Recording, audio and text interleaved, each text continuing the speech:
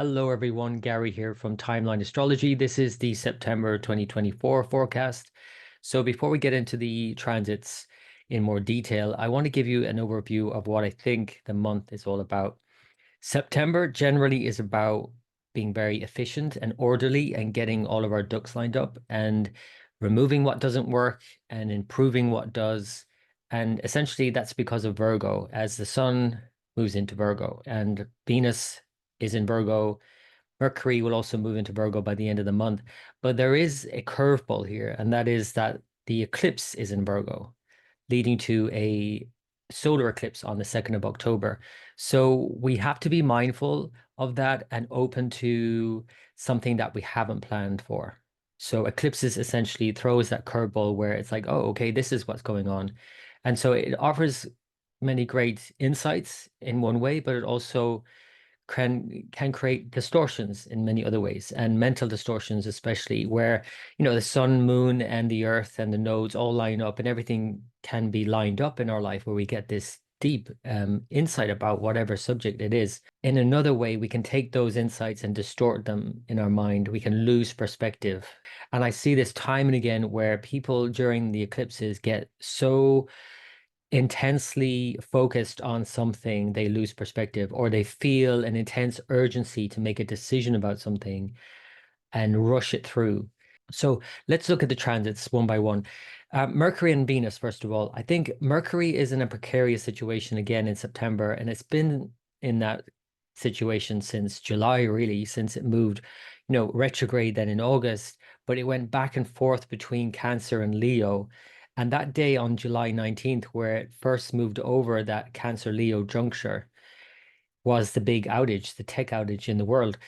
It had gone retrograde again in August, and now for the third time, it's going back over that juncture on September 4th, which I do think is a major red flag day, September 4th.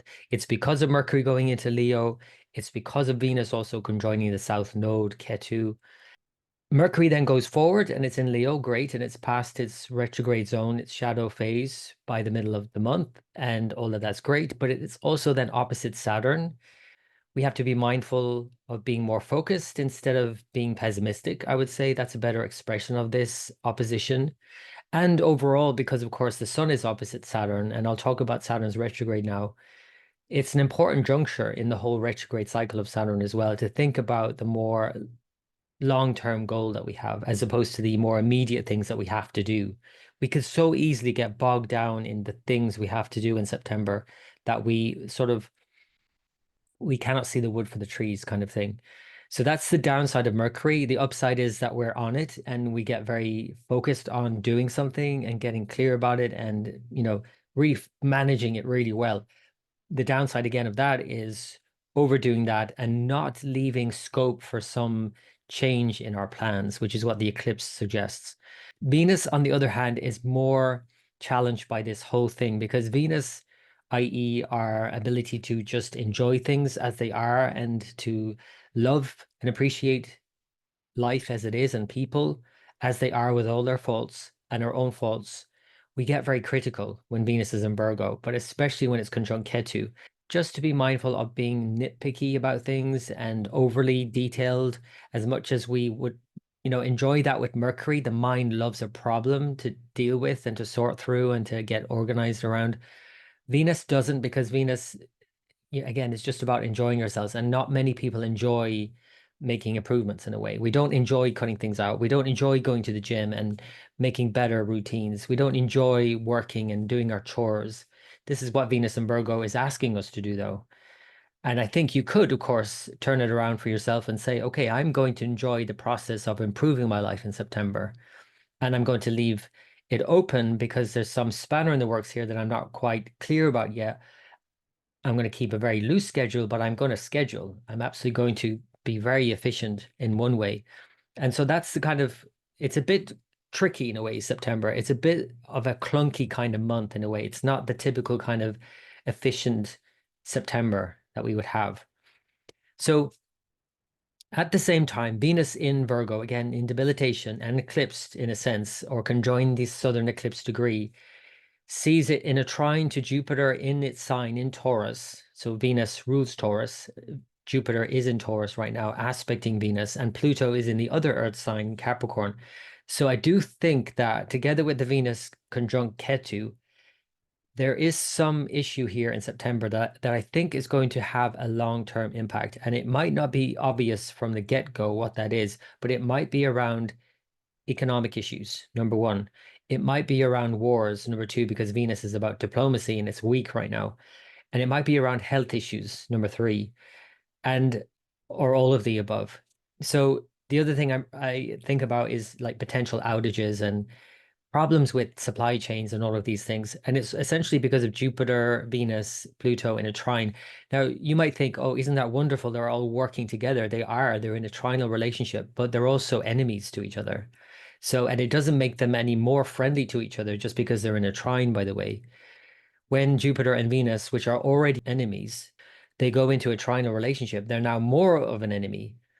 And in a sense, it's not like they become friends, but that these two enemies start working together. And Pluto, another, you might say, enemy, the Lord of the underworld, working together with Venus and Jupiter.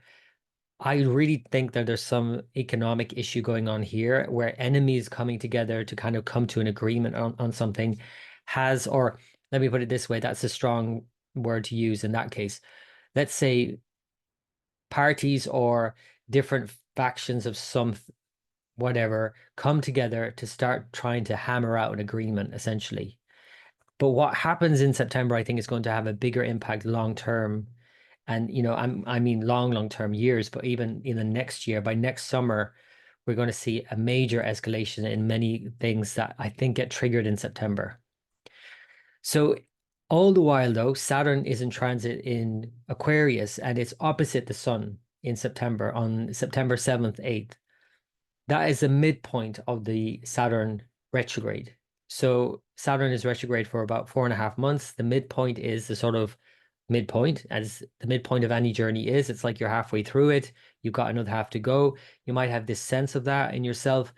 And in a sense, perhaps in terms of your long-term goals, Aquarius, especially with Saturn there, and again at this midpoint juncture, you might have this sense of how you're going to get there in the end, but you're not quite there yet. So thinking about that now, I would say would be a good way to address this in terms of, okay, I've got this sense of how I'm going to get there, but I still need to get through this, and this. And think about that more so instead of getting too bogged down in the details in September, I would say. Even though, like I also say, September is a great time to handle the details because of, again, Saturn's opposition to the sun, but also to Mercury in the month. There is this need to keep this bigger picture view always in your frame. So it's like, okay, I need to get to where I need to get to, wherever that is, whatever Aquarius represents for you. And in order for me to get there, I'm going to have to like really think for the long term. In the more immediate time frame, I'm going to do X, Y, and Z. So Uranus is going to retrograde in September and until the end of January next year. It does it every year. Just as with Saturn, as with any retrograde planet, it asks us to go back over something. But I want to point out an obvious fact here is that retrograde planets are not actually going backwards. Planets don't just stop and start reversing. Obviously, they are still moving forward. It's just our perception that they're moving backwards. And indeed, that's what happens when retrogrades occur. We, in a sense, go back over recent events and try and adjust to the changes in this case, which is what Uranus is about, adjust to the changes that have happened in our life. But we're still moving forward and we're still creating more changes and life is just happening. So that's why retrogrades are so clunky in a way, because we've got, to deal with the usual sort of change that happens as we keep experiencing it, but we're also trying to deal with what has already happened. So our minds get really focused on all of the things and it gets a bit sort of intense. So any planet retrograde is more intense, it's stronger in a sense. And so Uranus being stronger and moving back to, by the way, Aries by December and until next March, while also Mars is retrograde, that to me points to major issues in wars. This could be major escalation, but also surprise attacks, a turnaround in many ways that we don't expect right now. And we have to think about these things in a kind of global context. But of course, in our own personal lives, we have to be mindful of where these signs are. So it begins in Taurus and goes back by December into Aries. So thinking about what these signs are for us individually as well as collectively, again, Aries, Taurus are collectively about war and resource and how wars impact resource and famines that are created because of these wars, for example. So we're going to see a lot of emphasis here on this shift by September into the end of the year. So the next thing to mention is the new moon. We have a new moon on September 3rd in Leo, Sidereal Leo, of course, Purva Falguni, which is the former fruitful one, former Purva Falguni. What is coming to fruition? What are we creating? And it's a very creative lunar mansion and lunar month, therefore, but I'm thinking of it more as a sort of creative new moon born out of necessity. It's not this typical sort of laid back, month that is Purva Falguni usually, where we just enjoy our spoils. It is the time of year generally at the end of the summer for most of us where we enjoy the harvest season, right? And that would be there. I mean, I do think it's a month for that. But because of the eclipse, because of all the other things that are going on, the Saturn opposition to this new moon alone shows that we have to consider other things, whether, even just globally, that there's so many humanitarian crises right now that some people are heading into famine, and now heading into the winter. So it's just not your typical enjoyable harvest season, in other words, this September. We have to factor that in. And yet we still have to be creative about it. And creative solutions to problems is another big theme, I think, of the month. Venus then conjoins Ketu on September 4th. And this for me is kind of like that saying, cutting off your nose in spite of your face. I do think that, yeah, there's a problem here, but if you only focus on the problem, then all you're going to get is the problem. Instead, if you focus on the solutions to problems, that will be a better approach to this conjunction. Because by the end of September, Venus has already moved into Libra by September 18th. So things can be more harmonious and, you can negotiate and work things out. If you're like rocking the boat because of the problems you perceive in another or in a situation, until then, you could easily make more problems. Again, cutting off your nose in spite of your face. So just consider whatever problems that you're dealing with, but consider more so the solution to those problems, I would say. That's a better use of Venus conjunct Ketu. And also, it's a better time to keep your life simple, essentially, when you have these two come together. If, for example, there are bigger problems that you're dealing with in relationships or in finances, when it conjoins with Ketu and then goes into Libra, it could be that, okay, you're looking at the problem, you're dealing with it, and then by the time it makes it to Libra, you're trying to balance the books again. Or in your relationship, you might be actually balancing things out and negotiating and compromising again. Or you could actually even be splitting at this time. Some people, I'm sure, will. We're going to see more of that on our screens. But Libra then becomes this sort of ability to, think about who gets what, So in that case, if there's a split, Venus and Libra would actually promote like a harmonious split in a way, an amicable split. Okay, you get that and that's mine, and we'll split these things. That's what Libra is about. So considering this, of course, you don't necessarily want to spoil your relationships just over this short-term transit. But if a relationship is already on like thin ice, this could certainly be the thing that kind of breaks it. So then Mercury goes into Leo, like I said, on September 4th, just after the new moon, as Venus conjoins Ketu. This is a tricky day for sure, and it's one I would keep quiet if possible. And even in relationships, I would say, if is it worth saying that thing? Mars is aspecting Venus at this time as well, so you could easily blurt something out that you later regret. Mercury, when it's in this juncture between Cancer and Leo on September 4th, it definitely can cause problems in relationships because of communications that falter, essentially. Just think about tech issues as well, travel, business, all of these things. Overall, though, Mercury in Leo is, again, a better situation in a way. It's clearing its shadow phase by the middle of the month. It is more determined to express itself and it has, more creative ways of doing so. And it's not as emotive as it is in Cancer. So there's definitely an ability to be more clear in one way and then oppose Saturn can certainly be helped in a way by just being more focused, instead of being, again, more pessimistic, which is the other side of Mercury opposite Saturn. So think more focused, deliberate, determined in expressing what you need to express. But again, with Mars's aspect of Venus at this time in Virgo, Mercury's sign, try not to spoil perfectly good relationships. That's what I would say. The full moon then is an eclipsed moon. So this is where it gets quite intense. So, I mean, it's already been intense the first week of the month, but by the latter stages of the month, as the sun now moves into Virgo and the moon opposes it on the 18th, we're likely to be a bit confused at this stage because we thought we got everything lined up and we've got everything in order, and it's like we're planning ahead and we're getting ahead with Mercury moving forward now, and quickly everything is moving forward. It's great. But then there's this again curveball with this eclipse. So because it's in Pisces, ruled by Jupiter, and Jupiter is aspecting Venus opposite and the sun, there's a lot that we have to kind of balance out here. And in Pisces, we might be clear on the one level. We might have this deep insight about some profound truth about ourselves, about our life, about what is true. But we could just as easily be hoodwinked. We could just as easily be confused or deluded about it. And we have to be mindful of which is which. And sometimes, of course, this is a partial lunar eclipse. It's eclipsed by Rahu and it's conjoined Neptune in Pisces. We could take whatever insight we have and so easily distort it where it becomes like a conspiracy. It's like you take one grain of truth and then you exaggerate it to the point where it's no longer actually true. And so we have to be mindful of what's true and what's not true, and especially in relation to this lunar mansion, Purva Bhadrapada. Bhadra is auspicious, Pada is step, but this auspicious step is about taking us beyond all of the untruths. And ultimately, the biggest untruth is that we're just physical beings having a physical experience, a materialist view. That's our biggest untruth from a spiritual point of view.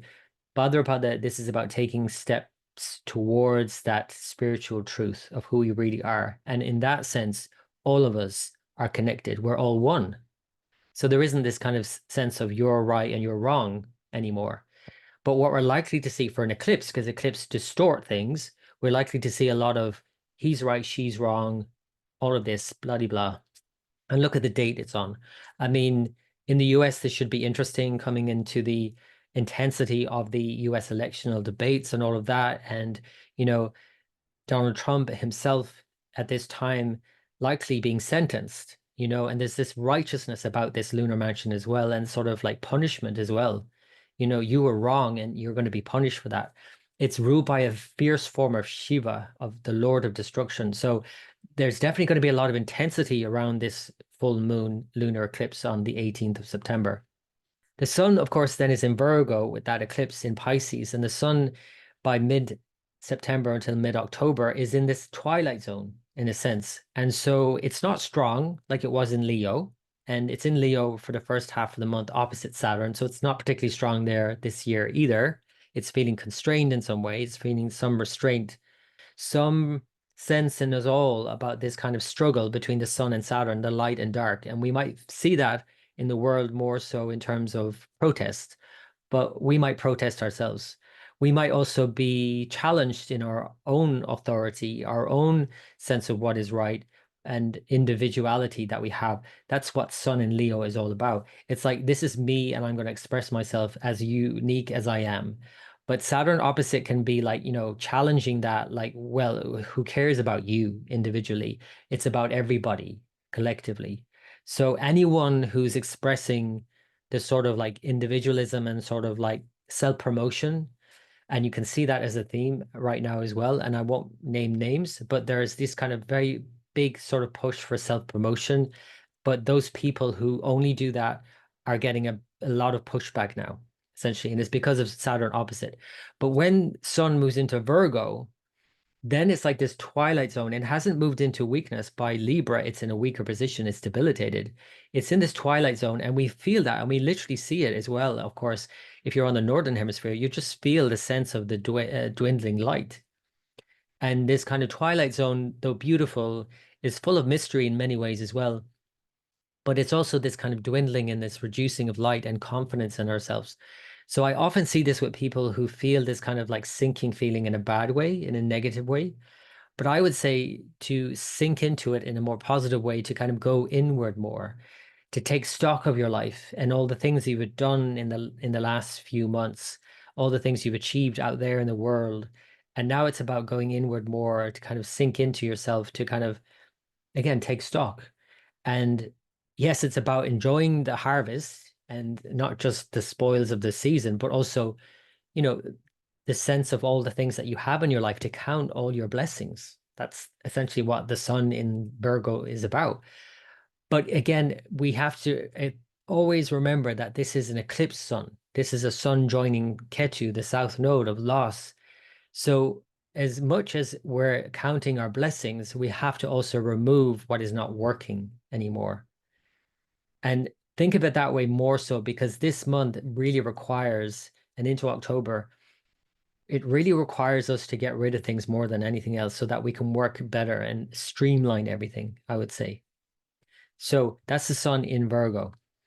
Mercury then moves into Virgo by September 23rd. This is a much stronger position, obviously, for Mercury. It's exalted. However, again, the spanner in the works is that it's conjoined Ketu, the south node, and it will be almost exactly conjoined the eclipse by the time we have the eclipse on October 2nd. So as rational as this may appear on the surface of things, there's a lot of irrationality here. There's a lot of impulsiveness here with this eclipse. And in Virgo, with Mercury in Virgo, we could take all of those insights and that sense of urgency to do something, even though we might, have to second guess that and think, should we be really doing this or saying this? We could take all of those insights though and apply them rigorously, like very rationally, analytically, and think about it. That's the strength of Mercury in Virgo. But because Mars is aspecting from Gemini, Mercury's other sign, and feeling impatient and it's eclipse, it's like intense urgency to do something or say something that you later regret. Just be mindful of this potential, I would say. And so this is the eclipse. This is October 2nd, a new moon in sidereal Virgo. The lunar mansion is called Hasta, which means hand. It's very much about placing something in our hand. It's about making something happen. It's a very practical, down-to-earth lunar mansion, but it's eclipsed. So the Sun and Mercury and Ketu all meeting in this lunar mansion shows that there's some significant shift around this time, new beginnings in a sense that have to include a lot of endings. So there's some major ending going on here in the world that we'll see more obviously, probably in leaders. But there's also an ending in our life that we have to account for. And, I think we have to get rid of something more than anything at this time. So we again want to look at the problem only for as long as we need to identify what the problem is. And as soon as we do, we're best turn our attention to the solution to the problem. That's a better use of this time.